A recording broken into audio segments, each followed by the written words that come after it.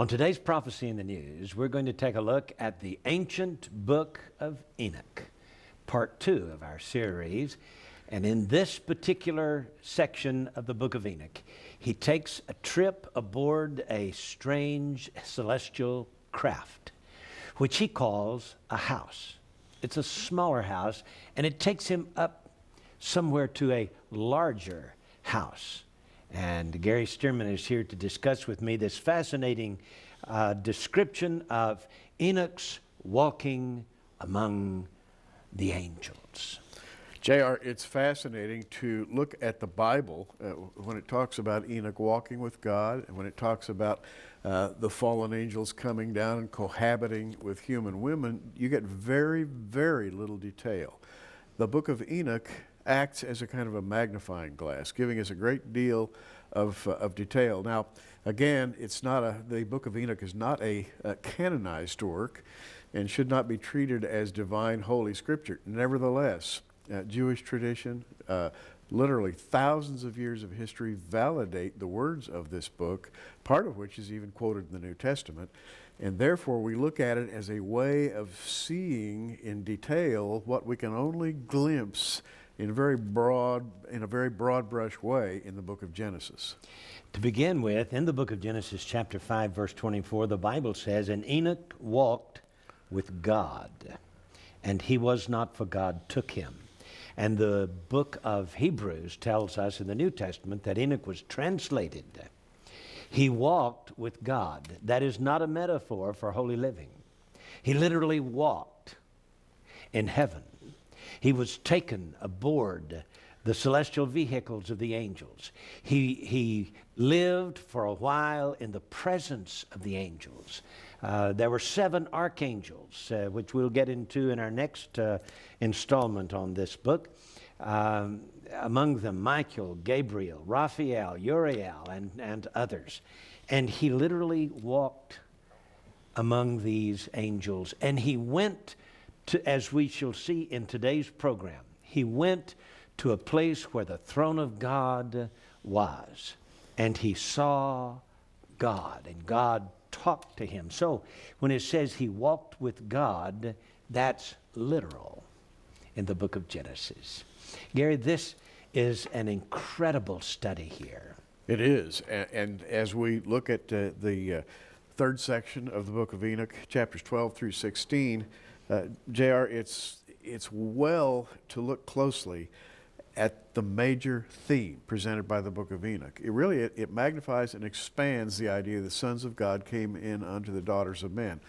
And it expands them in this way by telling us what those angels were doing and the ways in which they contaminated the human race. And whereas Genesis hints at this, the book of Enoch just comes right out and gives great detail about this contamination process. Yes, it does. And by the way, these books, like the book of Enoch, the book of Jubilees, from the very nature of these books, they set many of the themes in eschatology, the apocalyptic rendition of theology, shall we say. Well, let's begin with chapter 12. And we are told here, and previous to all these things, Enoch was hidden. And not one of the children of men knew where he was hidden and where he was or what had become of him. And all his deeds were with the holy ones and with the watchers in his days. In other words, Enoch walked among angels. And he was hidden. And it says here, previous to all these things. So what we've seen in the first 11 chapters gives us an introduction to this theme. But prior to his going to Azazel and the 200 fallen angels and delivering to them the judgment of God, he, previous to these things, was taken into the presence of God and given the message with which he condemned these fallen angels. And one of the interesting things about it here in verse 4, the angels call out to him and say, "Enoch, thou scribe of justice, go and announce to the watchers of heaven who have left the high heaven and the holy eternal place and have contaminated themselves with women." Gary, here Enoch is called the scribe of justice. Now, this means as a scribe, he knew letters. He was the first to teach men how to write and read. So we go to the book of Jubilees, and we find that Enoch was called the first person to teach men to read and write in a language that became known as the Hebrew language. So Hebrew was the first language. It was the language of heaven. Actually, it predated the idea of Hebrew, which originated with Abraham much, much later. That language Yes. was already in existence as God's language. And you know, the sages of Israel say that the 22 letters were used by God to speak the universe into existence. And I have no reason to think that that's a confabulation. I really believe that those 22 letters are from God. So it may not have been known as the Hebrew language originally, but it is the same language that today is known as the Hebrew language. And it's interesting that the book of Jubilees should bear this out. For centuries, only fragments of the book of Jubilees existed. It is said that were it not for the Oriental Orthodox churches, the book of Jubilees might not have survived at all. But 4 complete books of Jubilees in Ethiopic translations existed or surfaced in the 15th and 16th centuries. Also, between 1947 and 1956, 15 Hebrew scroll fragments of the book of Jubilees were discovered among the Dead Sea Scrolls. So today, the book of Jubilees does exist, almost extinct. Wow. And it came to life again. Isn't it interesting, J.R., that the book of Jubilees and the book of Enoch dropped out of sight for a while until it was time for them to pop back up again, Yes. just so that we could use them. So that we would know how to configure the last days. In fact, according to what I have read, the book of Jubilees is also known as the book of divisions. It is a view of the history, quote, the history of the divisions of the days of the law, of the events of the years and year weeks, that is the sabbatical years, and the jubilees of the world as secretly revealed to Moses by angels during his 40-day stay atop Mount Sinai. And the Oriental Orthodox churches held that the book was first written in heaven before the beginning of time and kept in the possession of angels prior to its being given to Moses, thus predating the writing of the book of Genesis. And the rabbis thought that it was a part of Jewish apocalypticism. Now, the book of Jubilees predicts a messianic kingdom, teaches that the Messiah will arise from the tribe of Judah and will reign for 1,000 years. Now, Gary, that's premillennialism. Absolutely. In fact, it amazes me to read the book of Enoch. It talks about the tribulation. It opens with the tribulation. And it says that tribulation is going to be at the very end of days. In other words, it's still in our future. Yes. So, we begin with the watchman. You notice he says that Enoch lived among the watchers. The watchers were the angels. Yeah. You know, J.R., I thought a watcher. When you say that word, I'm reminded of John's trip to the throne of God, and he saw living creatures at God's throne, and they were full of eyes. Yes. And they were called the watchers. Actually, in some cases called cherubs. Sometimes, as Satan used to be known as the anointed cherub that covered. In other words, their job seems to be to observe and to guard and to act as guardians and protectors for the throne of God. Indeed. So from that came the idea of guardian angels. The watchers in Daniel 4:13 tells us that they were angels. This is what it says. Behold, a watcher and an holy one came down from heaven. He cried aloud and said thus, hew down the tree. So this is the story of Nebuchadnezzar's dream of a great tree, and one of the watchers of heaven came down. So they were commonly known, even in Daniel's day, as the watchers. The watchers. Now, for Enoch to have been in that close communication with these watchers, J.R., means that he occupied a very special position. Genesis says, and Enoch walked with God after he begat Methuselah. That's Genesis 5:22. And we say, oh, walking with God, walking with God. Well, is that some kind of a metaphor? Or did he actually walk with God? And in what way did he walk with God? Which brings us, of course, to chapter 13 and his message to Azazel and to Shemjaze. And when he gave this message, that they will have no peace, but great condemnation had come upon them. They were all afraid, verse 3 says. Fear and trembling seized them, and they begged Enoch to write a memorial petition for them and carry it to God, begging for forgiveness. But there was to be no forgiveness to these angels. That means that Enoch had a very, very extraordinary position in human history. To act as, if you will, God's ambassador to humanity, given the privilege of writing something that would be passed down to the ages, as acting as a go-between in the world of the angels. Enoch is perhaps much, much higher in status than we ever imagined before. Yes, a lot of clout. A lot of clout. Even the fallen angels respected Enoch. And to me, I'd be afraid to walk among angels, especially fallen angels. Indeed. You know, I would fear for my safety. But evidently, they appreciated Enoch for he was the seventh generation from Adam. So he walked in the court of Seth, the son of Adam, who was king of the world at that time.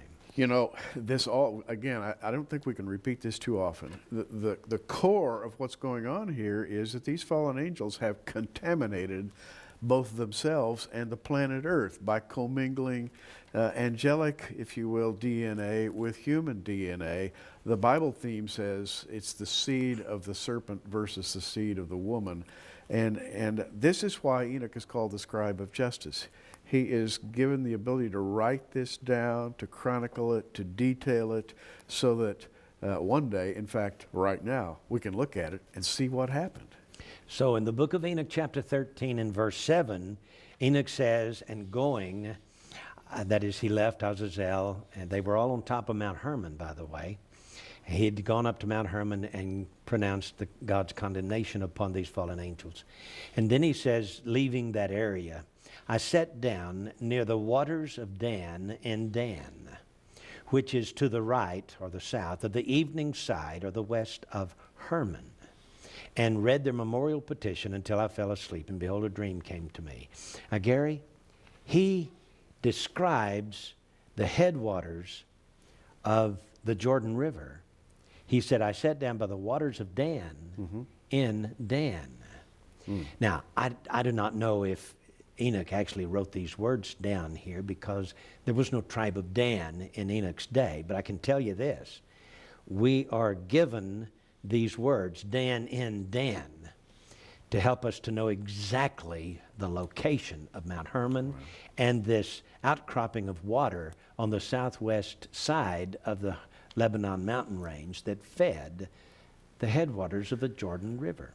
J.R., it's so amazing to read this, because the Hebrew word for judgment is deen. One of the, that's the root word. One of the cognates of that word is Dan, the tribe of Dan. And Dan was prophesied to be a judge. That was the prophecy that was made over him.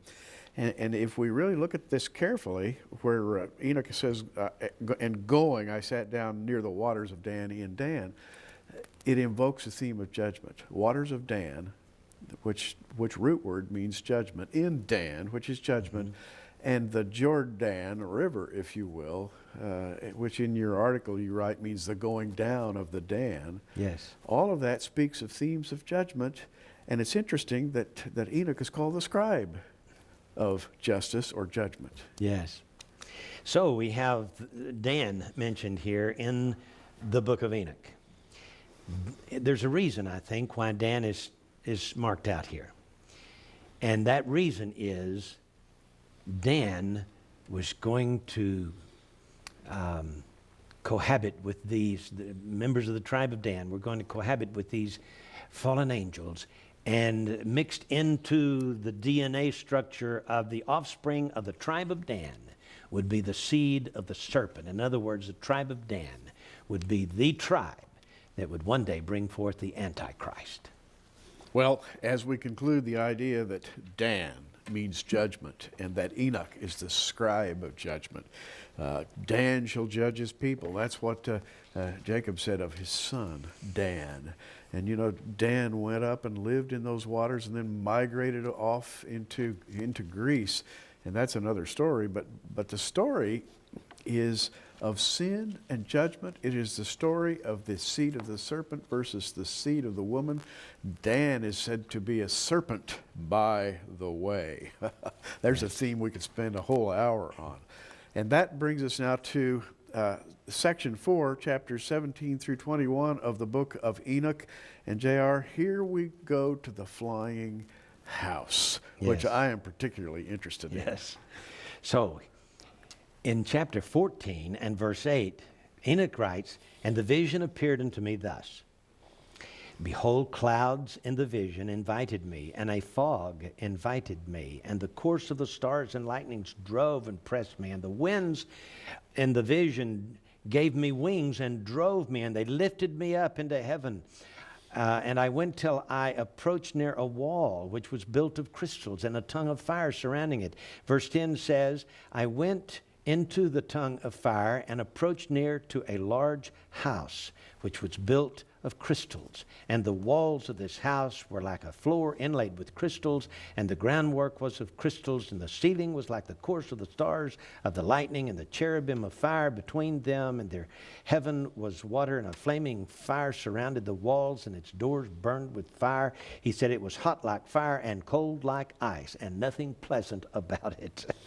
Yeah. This is a fascinating view. And quickly, I misspoke because I said chapter 17. I meant to say chapter 14 in the book of Enoch. And so we are in this celestial vehicle. Now, let me say something really quickly, J.R. What impresses me about this discourse is that I'm a pilot. I've been a pilot for over 50 years, flying continuously until this very day. And I know what it looks like to fly in an airplane. In other words, you have a certain perspective.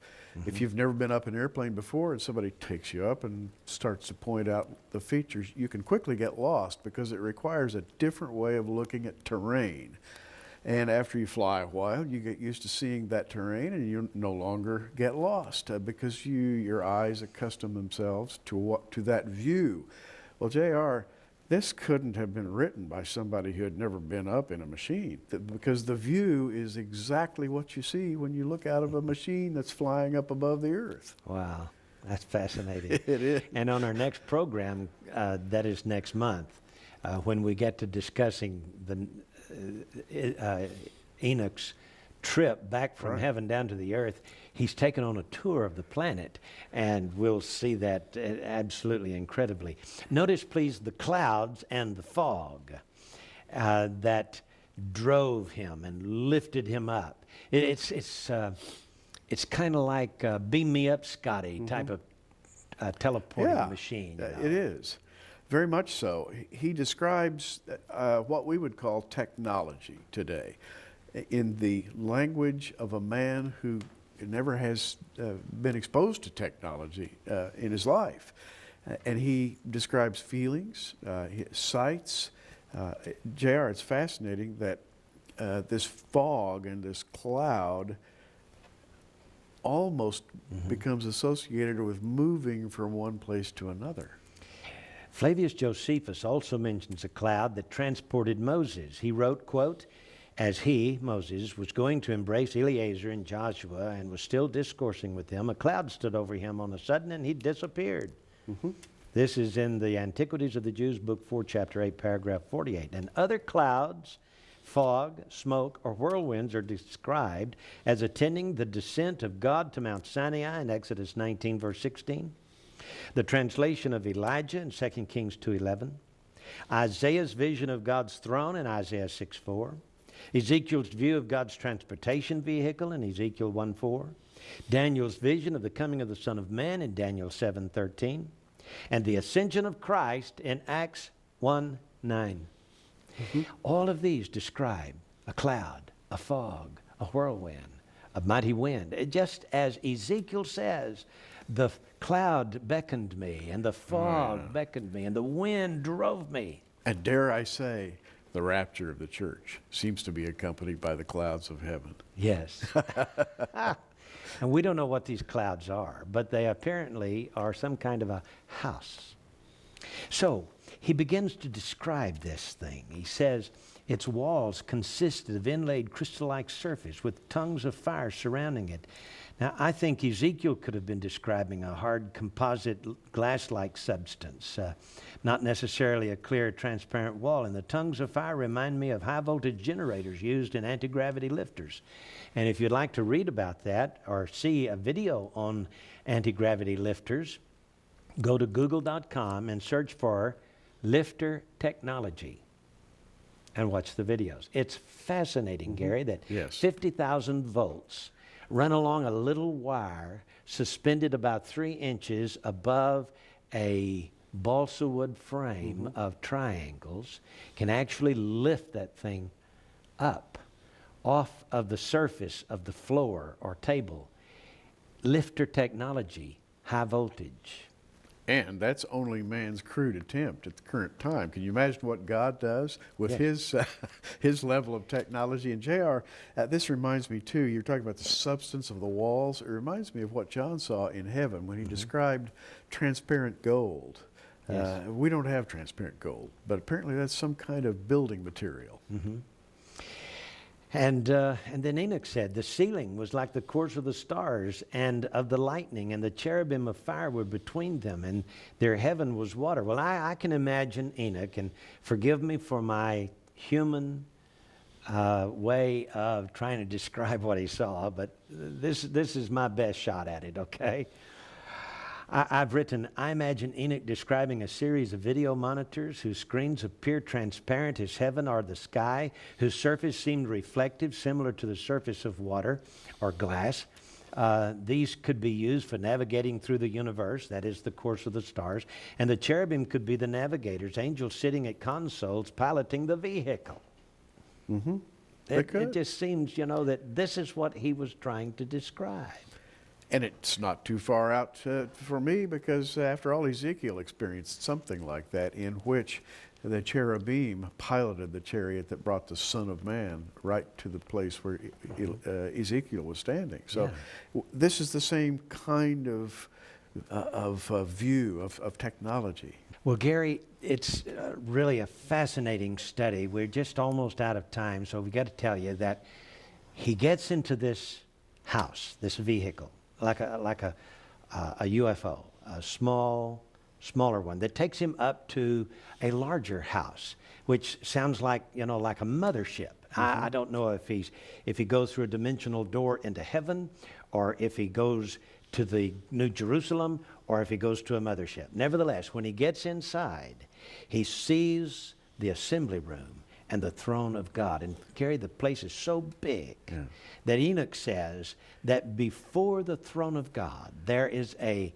huge chamber full of 10,000 times 10,000 angels. That's 100 million in my calculation. That's a lot. Well, JR, it's sad that at this moment that we're running out of time, but quickly let me say that we're getting to a place now where we're going to be talking about high technology in the book of Enoch, superconductivity, high voltage electrical fields. We're talking about flying without the use of engines or wings. We're talking about things that Enoch had to experience in order to be able to describe to us. Yes, and we'll get into the technology of it on our next study in the book of Enoch. If you don't know Christ as your Savior, trust Him today. Get ready for that trip. I'm J.R. Church, Gary Stearman. Until next time, keep looking up.